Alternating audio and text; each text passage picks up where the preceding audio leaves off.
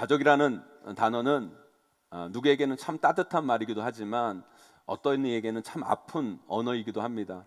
가족만 생각하면 보고 싶고 그립고 사랑스러운 분들이 있는가 하면 가족이라는 말을 들을 때마다 마음 저편에서 끓어오르는 미운의 감정, 애증의 감정들로 힘들어하는 분들도 계십니다. 다른 관계야 솔직히 마음에 좀 안 들고 싫고 미우면 안 보면 그만이에요. 그런데 가족은 그게 안 되잖아요. 어떻게든 관계해야 하고 만나야 하고 또는 같이 살아야 되니까 참 힘들고 어려운 것이 이 가족 관계입니다. 그래서 어쩔 수 없어요, 여러분. 우리가 행복한 삶을 살려면 이 가족 관계를 잘 만들어 가셔야 돼요.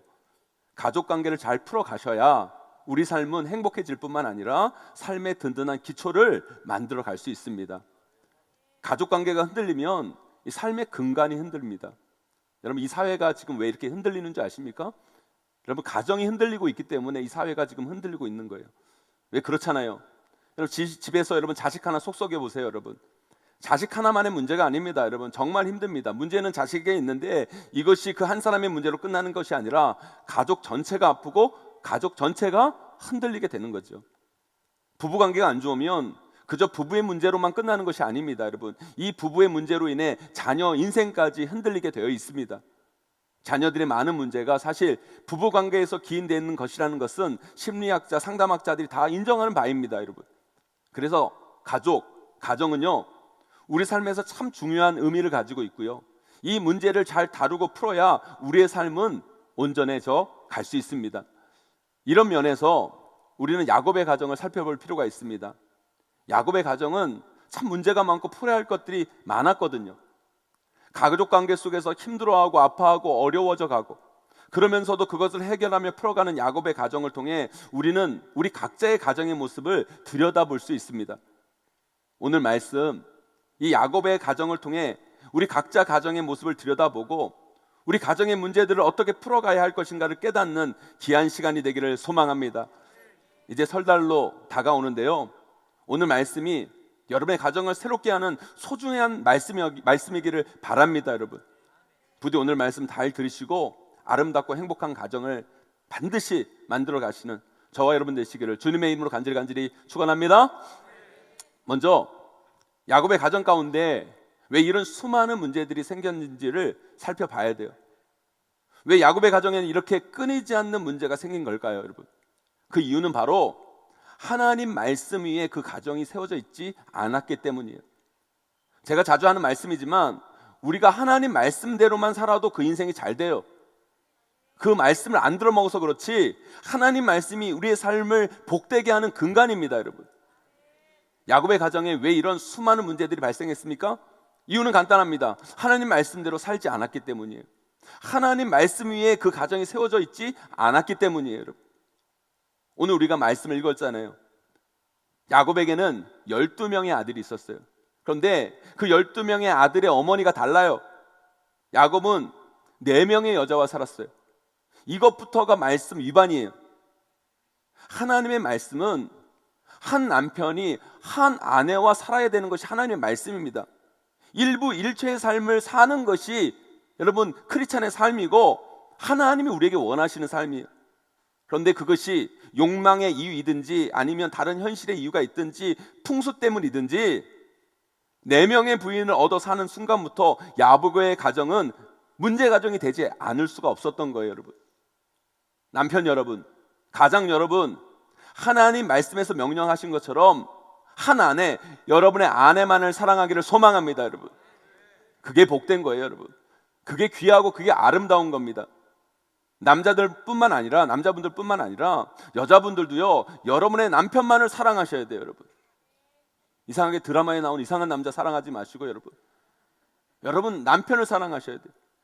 어디 다큐멘터리 보니까요, 중국의 어떤 민족은요 일부 다처가 아니라 일처 다부제 풍습이 있더라고요. 그래서 한 명의 여자가 여러 남자를 데리고 살더라고요. 여자분들 부러우세요? 지금 있는 그 남편이 셋 더 있다고 생각해 보세요. 여러분, 그 속 터지는 거예요. 여러분, 한 명 데리고 살기도 죽을 맛인데 여러분 4명을 데리고 살면 여자분들 제명에 못 살아요. 여러분, 여자가 오래 사는 건요 그래도 남자 한 명 데리고 사니까 오래 사는 거예요. 여러분, 야곱의 가정이 바로 하나님 말씀을 저버리며 사는 그 순간부터 문제들이 폭발하고 있는 거예요. 야곱의 정식 부인은 사실 두 명이죠. 레아와 라헬. 그것도 이 두 여인은요, 자매 사이예요. 원래 야곱은 라헬을 너무너무 사랑했어요. 그래서 이 라헬하고 결혼하고 싶었어요. 그런데 그의 외삼촌 라반이 라헬의 언니 레아를 몰래 들여보내서 야곱과 첫날 밤을 보내게 합니다. 아마도 레아를 가만두면 시집 못 갈 것이라고 이 라반은 생각했나 봐요. 성경에 보면 레아가 눈이 안 좋다고 기록되어 있거든요. 시력이 안 좋다고. 그래서 의미는 눈이 나쁘다는 의미뿐만 아니라 여성적으로 매력이 없다라는 의미예요. 그리고 레아의 이름의 뜻에서 봐도 레아의 어려움을 알 수가 있어요. 레아의 히브리어 여러분 뜻은 뭐냐면 소거든요. 소 같은 여자. 상상이 되시잖아요, 여러분. 외삼촌 라반이 그런 레아를 억지로 야곱에게 붙여서 시집을 보낸 거예요, 여러분. 그런데 야곱도 만만치 않잖아요, 여러분. 외삼촌 라반은 야곱을 그렇게 결혼시키면 야곱이 그냥 레아랑 같이 살 줄 알았는데 야곱도 그렇게 호락호락 당할 인물이 아니에요. 그는 원하는 것이 있으면 쟁취하려는 사람이 야곱이에요. 어떻게든 야곱은 그가 사랑하는 라헬과 결혼하고 말죠. 그러면서 생기는 그 둘 사이의 알력과 시기, 자매이면서도 여러분 같은 한 남자의 아내인 이 두 사람의 그 알력들, 시기들, 미움들, 질투들, 여러분 그거 상상해 보세요, 여러분. 저는요 상상만 해도 피가 마릅니다, 여러분. 여자 무섭습니다, 여러분.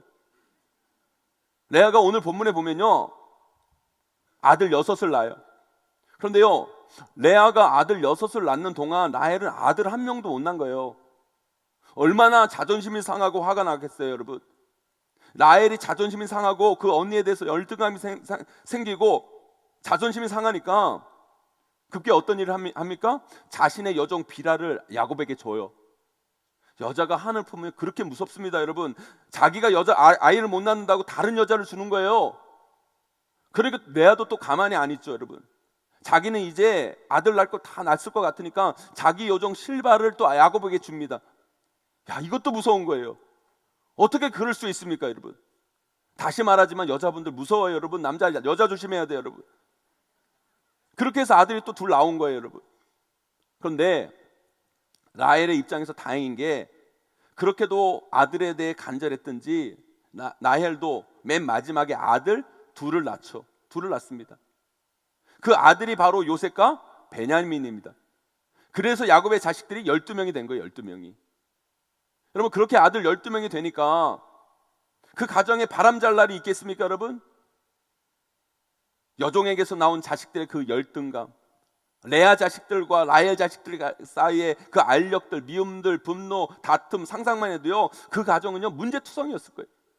결국 어떻게 됩니까? 미움, 분노, 시기, 질투는 보통이고 근친상간이 일어나고 살인 미수까지 일어납니다, 여러분. 형들이 요셉을 죽이려고 하잖아요, 여러분.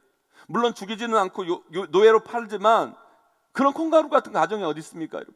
아무리 배가 다른 동생이지만 그 동생을 어떻게 팔아먹습니까, 여러분? 그것의 문제의 원인은 어디 있습니까? 누가 뭐래도 가장인 야곱에게 있는 거예요. 아니 부인들이 준다고 여자들을 덥석덥석 받습니까, 여러분?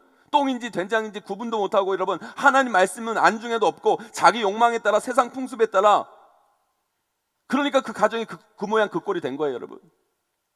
가장인 야곱이 하나님 말씀의 기준에서 아닌 건 아니고 긴 건 긴 거고 할 건 하고 끊을 건 끊고 갔어야 그 가정이 바로 세워지는데 그게 아니라 자신의 욕망에 따라 현실에 따라 이리 흔들 저리 흔들 좋은 게 좋은 거로 그 가정을 거기에 세워가니까 그 가정이 그 모양 그 꼴이 되는 거예요, 여러분. 사랑하는 성도 여러분, 저는 우리 성도님께서 여러분의 가정을 말씀으로 바로 세워가시기를 간절히 소망합니다, 여러분. 그래야 여러분의 가정이 흔들리지 않는 거예요, 여러분. 여러분의 가정이 하나님 말씀이라는 든든한 기초 위에 세워져야 돼요, 여러분. 그래야 어떤 곳에도 흔들 수 없는 가정이 되는 거예요. 그럴 때 여러분의 가정은 모래 위에 지은 집이 아니라 반석 위에 든든히 서가는 그런 가정이 될 줄 믿습니다, 여러분. 이 시대 가정을 보세요, 여러분. 기준이 없어요. 다들 자기의 감정에 따라 자기 욕망에 따라 현실에 따라 가정을 세우기도 하고 깨기도 하고 그러니까 나약하게 그지없는 가정들이 이 땅 가운데 너무너무 많은 거예요. 그래, 이 가정이 그렇게 흔들리니까 우리 다음 세대 아이들이 흔들려지고 이 사회가 흔들리고 있는 거예요, 여러분. 여러분, 우리 다음 세대 아이들이 이 사회가 든든히 서가기 위해서는요, 가정이 든든해야 돼요. 근데 그 가정이 든든해지기 위해서 어떻게 합니까? 하나님의 말씀이 기초가 되는, 하나님 말씀이 뿌리가 되는 가정이 되셔야 돼요. 우리가 이혼할 때 가장 큰 이혼 사유로 말하는 게 뭡니까, 여러분? 다들 뭐만 하면 성격 차이로, 성격 차이로 이혼할 것 같으면요, 제가 가장 먼저 했어야 돼요, 여러분. 저랑 우리 아내는요, 성격이 정말 안 맞아요. 안 맞아도요, 그렇게 안 맞을 수가 없어요. 제가 보면 제가 아니라 우리 아내가 목사를 했어야 돼요. 우리 아내는요, 진짜 모범생 중에 상모범생. 우리 아내는 운전을 해도요, 한 차선만 쭉 가요. 아니, 이쪽 타고 이쪽도 타고 저쪽도 타고 4차선을 만들어 놨는데 왜 한 차선만 탑니까, 여러분? 하여튼 여러분, 성격이라는 건요, 전 세계 부부 중에 맞는 부부가 하나도 없어요. 하나도 없어. 맞는 부부 있으면 저에게 데리고 오세요, 여러분. 쌍둥이도 성격이 안 맞아요, 여러분. 그것은 핑계에 불과한 거예요. 사실 우리가 창피하고 감추고 싶고 숨기고 싶어서 말을 안 한 것이지만, 실제적으로 나오는 가정의 결정적인 이혼 사유는요, 다른 게 아닙니다. 배우자의 불륜이에요. 그게 한마디로 뭐예요, 여러분? 죄예요, 죄. 죄가 가정을 깨는 가장 큰 원인입니다, 여러분. 죄가 그 가정 가운데 들어가면 그 가정은 무너집니다. 흔들립니다. 깨집니다, 여러분. 그래서 여러분의 가정을 지키려면 다른 방법이 없어요. 죄로부터 여러분의 가정을 지켜나가셔야 돼요. 그 죄에서부터 여러분의 가정을 보호받기 위해서는요, 다른 것이 없어요. 말씀이 중심이 돼야 돼요. 하나님 말씀이 우리 삶의 기준이 되고, 하나님 말씀이 우리 가정의 기초가 되고, 하나님 말씀으로 우리 가정이 세워질 때 우리는 우리 가정을 지켜나갈 수 있는 거예요. 사랑하는 성도 여러분, 저는 여러분의 가정이 말씀에 세워지는 강한 가정이 되기를 소망합니다, 여러분. 그래서 어떤 것에도 흔들리지 않는 믿음의 가정을 세워가시는 저와 여러분, 우리 모두의 가정이 되기를 주님의 이름으로 간절히 축원합니다. 그런데 여러분 보세요. 이렇게 말도 안 되는 야곱의 가정, 완전히 깨어진 역기능의 가정의 표본. 여러분, 야곱의 가정이잖아요. 편애와 시기와 미움과 분노, 이런 건요, 야곱의 가정에서 기본이었고요. 살인 시도가 있었고 근친상간이 있었던 이런 말도 안 되는 콩가루 같은 가정이 야곱의 가정이에요. 그런데요, 이 야곱의 가정이 창세기 42장 이후부터 회복이 일어나고 변화가 일어납니다. 심지어 이 가정이 어떤 가문으로 세워집니까, 여러분? 이스라엘의 민족의 근간을 이룬 12지파의 시작이 바로 이 야곱의 가정에서 시작된 거예요. 이거 놀라운 일 아닙니까, 여러분? 이렇게 연약한 가정, 이렇게 콩가루 같은 가정, 이 가정이 하나님 앞에 쓰임받는 가문이 된 거예요. 그래서 여러분, 하나님은요, 약한 자를 들어 강한 자를 부끄럽게 하시는 거예요. 정말 마른 막대기와 같은 것들을 들어서 세상을 놀라게 하는 역사를 만들어내신 분이 우리 하나님이신 거예요. 그래서 우리도 쓰임받을 수 있어요. 그래서 우리 가정도 쓰임받을 수 있는 거예요, 여러분. 연약하고 부족하기 그지없는 우리 가정, 정말 말도 안 되는 마른 막대기 같은 내 삶, 그러나 하나님은요, 그런 연약하고 부족한 가정까지, 여러분까지도 쓰셔서 하나님의 위대한 일을 만드세요, 여러분. 그러기에 우리는 용기를 얻을 수 있는 거죠. 소망을 가질 수 있는 거죠. 나는 연약하지만, 우리 가정은 부족하지만 하나님께 소망을 두면 우리는 다시 일어설 수 있다. 정말 될 만한 가정이 큰일을 이루는 거, 그건 여러분 예상 가능한 거예요, 여러분. 그런데 정말 말도 안 되는 가정을 회복시켜서 하나님의 일을 하게 하시는 것, 그건 하나님의 능력입니다. 하나님의 은혜입니다, 여러분. 야곱의 가정 가운데 이런 변화가 일어나는 거죠. 이런 역사가 이루어지는 거예요. 그런데 그 역사가 어떻게 이루어집니까? 그 역사가 어떻게 일어납니까, 여러분? 바로 요셉이라는 한 사람의 헌신과 희생과 눈물과 용서를 통해 야곱의 가정이 회복되고 변화되고 귀한 믿음의 명문가로 세워지게 되는 거죠. 여러분, 야곱 가정의 문제가 단적으로 드러난, 폭발적으로 드러난 사건이 뭡니까, 여러분? 요셉 살인 미수 사건이에요. 그 어머니들 사이에서 그 갈등, 미움, 분노, 그것들이 자녀들 가운데 내려와가지고 그 속에서 있던 분노들, 갈등들, 여러분 그 대상이 누가 된 겁니까, 여러분? 요셉이 된 거잖아요, 여러분. 사람들은요, 원래 자기들의 문제가 있고 자기 가정의 문제가 있고 뭐 문제가 딱 있잖아요. 그러면 자기에게서부터 그 문제를 찾는 것이 아니라 한 타겟을 딱 정합니다. 그리고 이 사람에게 그 모든 문제를 전가해서 그것을 집단화시키는 못된 버릇들이 우리 사람들의 가운데는 있어요, 여러분. 그러면서 자기 위안을 얻죠. 그런 모습으로 나타나는 것이 왕따예요, 여러분. 왕따. 지금 야곱의 가정에 그런 사건이 일어난 거예요. 자신들의 열등감, 미움, 분노, 화를 한 사람에게 쏟아놓습니다. 그게 바로 요셉인 거예요. 그런데 그렇게 된 결정적인 원인을 제공한 사람이 또 누구예요, 여러분? 바로 그 아버지 가장 야곱인 거예요. 그래서 여러분, 가장이 너무너무 중요한 거예요. 한 가정에서는 가장이 너무너무 중요합니다, 여러분. 야곱이 요셉만 엄청 편애하잖아요. 왜요? 라헬을 그렇게 야곱이 사랑했는데 그 라헬에게서 나온 첫째 아들이 바로 요셉이고, 그것도 학수고대에서 나온 아들이 요셉이잖아요.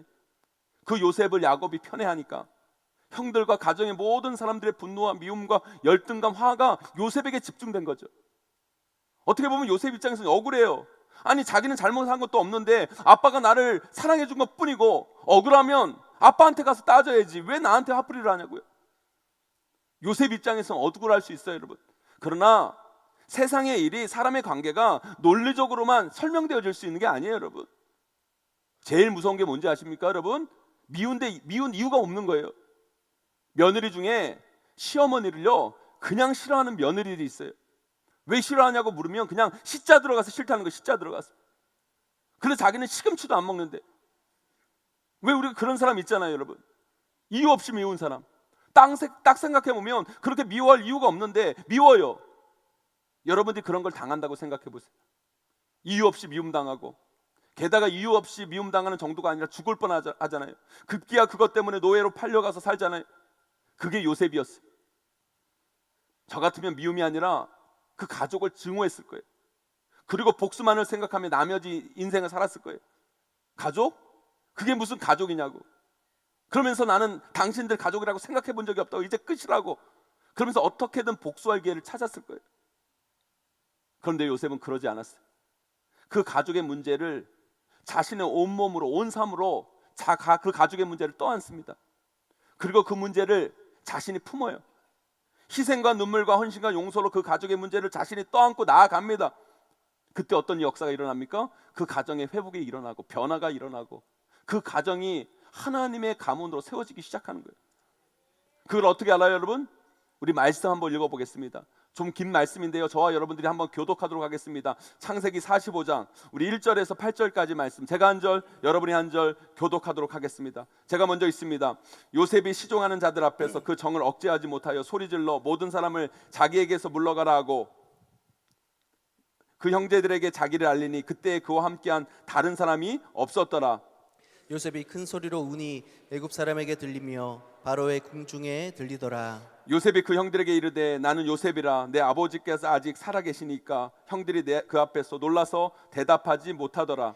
요셉이 형들에게 이르되 내게로 가까이 오소서. 그들이 가까이 가니 이르되 나는 당신들의 아우 요셉이니 당신들이 애굽에 판 자라.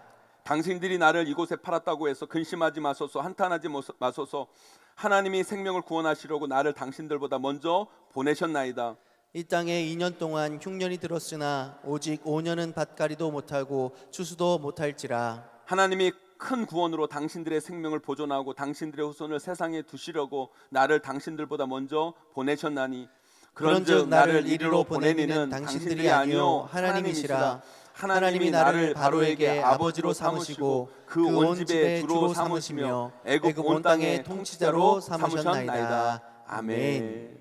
여러분, 이 긴 고백에서 여러분 그간의 요셉의 마음이 어떤 마음이었는지, 그리고 요셉이 어떤 마음으로 그 인생을 살았는지, 그리고 요셉이 그 미운 짓 했던 그 가족들을 어떻게 생각했는지, 그리고 지금 그 가족들을 어떻게 품고 있는지를 오늘 이 말씀을 통해 우리는 알 수 있는 거예요.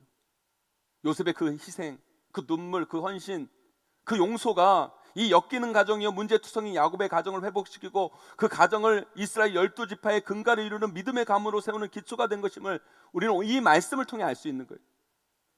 사랑하는 성도 여러분, 세상에 문제 없는 가정이 어디 있겠어요?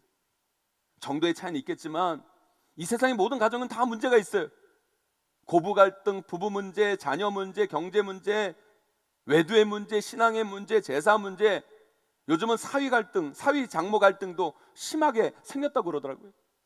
여러분, 이 세상에는요 문제 없는 가정이 없어요. 여러분, 이 세상의 모든 가정들은 그런 문제로 다 아파합니다. 여러분, 그렇다면 그런 가정을 우리가 어떻게 회복시킬 수 있을까요? 어떻게 변화시킬 수 있을까요? 어떻게 다르게 만들까요? 여러분, 다른 방법이 없어요.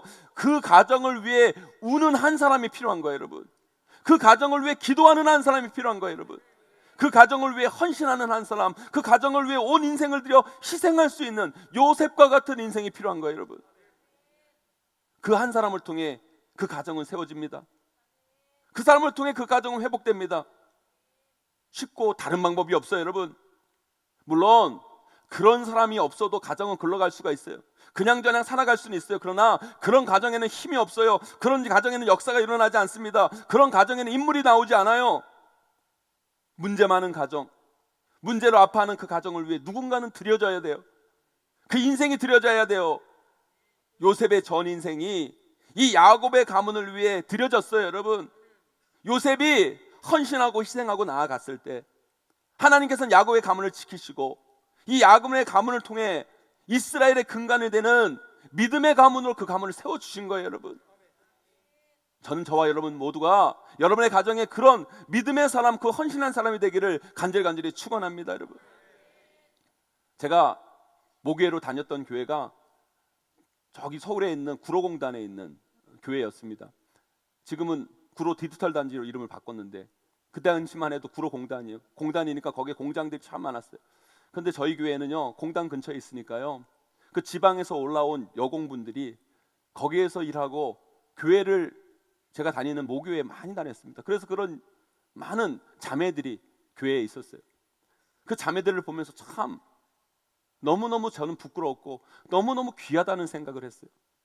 정말 동생들을 위해서, 부모님을 위해서 정말 힘들고 어려운 그 상황 속에서 서울에 올라와서 열심히 거기서 일하고 신앙생활을 하면서 기도하고 거기서 벌었던 돈들을 동생의 등록금으로, 자신들은 학업을 다 포기하고 그곳에 와서 열심히 일하면서 그렇게 눈물로 기도했던 그 자매들의 모습, 그 자매들의 모습을 보면서 여러분, 한국 사회가 이렇게 발전한 것이 그들의 눈물 때문이 아니었습니까? 그들의 헌신 때문이 아니었습니까? 그들의 헌신과 그 눈물이 있었기 때문에 그 가문에서 그 가문을 빛낼 수 있는 사람들이 나온 거예요. 여러분, 이 나라 가운데 여러분 독일에 강부로 갔던 많은 분들, 독일에 여러분 간호사로 갔던 많은 분들, 배트맨 점쟁에서 여러분 달러를 벌기 위해서 여러분 남의 나라 전쟁 가가지고 여러분 그 무서움을, 그 위험을 무릅쓰고 여러분 일했던, 전쟁을 치렀던 그 많은 분들, 여러분 이 대한민국이 이렇게 빛날 수 있었던 건 그 이유가 뭡니까? 여러분, 그분들의 헌신과 눈물과 희생이 있었기 때문이에요. 여러분, 마치 요셉이 그 가문을 위해서 애굽에 팔려간 것처럼 그곳에 가서 그 가문을 세우기 위해서 나아갔던 그들이 있었기에 이 대한민국이 세워졌고 그 가정들이 세워질 수 있었던 것입니다. 여러분, 가정은요 희생 없이는 세워질 수가 없어요. 가정은요 헌신 없이는 세워질 수 없어요. 가정은 눈물 없이는 세워질 수 없는 것이 가정입니다. 여러분, 저는요 여러분의 가정에 여러분들이 그런 분들이 되기를 소망합니다. 그런데 꼭 가정에요 이런 분들이 계세요. 문제가 생기면 시시비를 가리려고 하는 분들, 아이 문제가 생기면 우리가 자주 하는 말이 있잖아요. 누구 닮아서 애가 저 모양 저 꼴이냐고. 누구 닮긴 누구 닮아요? 말하는 사람 닮았지. 아니 지금 그 시집이 따져서 뭐 하려고요? 여러분, 그것처럼 비겁한 게 없는 거예요. 제발 남편분들 쫌팽이처럼 그러면 안 돼요. 여러분, 가정이나 공동체나 교회도 마찬가지예요. 시시비비 가리려고 하는 사람들, 그런 사람들 잘나고 똑똑한 것 같죠? 여러분, 똑똑하긴 하겠죠. 여러분, 그러나 그런 사람이 가정과 공동체, 교회를 살릴 수가 없어요. 여러분, 오히려 그 시시비 때문에 더 큰 문제가 되는 거예요. 여러분, 시어머니가 잘못했네, 며느리가 잘못했네, 그 사이에서 이것도 아니고 저것도 아니고 어설프게 행동한 남편이 잘못됐네. 물론 문제 있는 사람이 있긴 있어요. 여러분, 그런데요 그 문제 따져가지고 당신 잘못이라고 밝혀진다고 여러분 그 문제를 일으킨 사람이 네 제가 잘못했습니다 인정하겠냐고요? 여러분, 절대 안 해요. 절대 안 합니다. 여러분, 그런 기대는 하지 마세요. 그런 과정에서 더 마음만 상하고 더 마음만 아프고 문제만 커지는 거예요. 시시비비 따져서 문제가 해결되는 게 아닙니다. 문제가 생기면 그 문제를 우리 모두의 문제로 알고 눈물로 기도하고 그것을 어떻게든 고쳐보려고 하는 거, 희생하려고 나아가는 그 한 사람을 통해 공동체는 살아나는 거예요, 여러분. 그런 사람이 있을 때 가정과 공동체는 회복되는 것입니다, 여러분. 저는 우리 교회에 그런 분들 몇 분을 알고 있어요. 가정에서 혼자 눈물 흘리면서 신앙생활하는 분들, 가정 구원을 위해 눈물 흘리면서 기도하고 예수 믿는다고 그 구박과 천대 다 받고, 그러면서도 집사가 왜 그 모양 그 꼴이냐고 그런 치욕적인 소리를 들으면서까지 억울하지만 집사이기에 교회 다니기에 더 희생하고 더 헌신하면서 참고 인내하면서 그 가정을 어떻게든 지켜서 믿음의 가정으로 세워가려고 몸부림치고 계신 분들을 저는 알고 있어요, 여러분. 여기 그런 분들이 계신다면 절대 포기하지 마세요.